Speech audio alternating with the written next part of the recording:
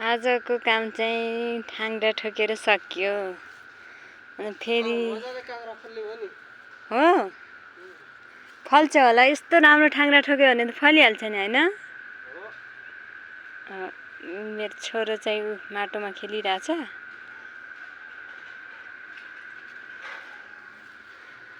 ठाङ्ग्रा हेर्दा त काँक्रा हेर्दा ठाग्रा हेर्दा त मजाले खाइन्छ जस्तो छ। हेरौँ न कतिको फल्छ। फलेपछि हजुरहरूलाई देखाउने छौँ। हजुर तिमीलाई पनि भिडियो गर्नुपर्ने? तिमीले के गर्या छोरो त्यहाँ? काम गर्या हो। यहाँ पनि छन् है हाम्रो काँक्राहरू।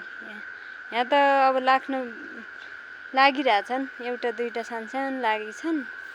अनि माथि पनि छन्। माथि चाहिँ ठाङ्ग्रो ठोक्नु नि बाँकी छ।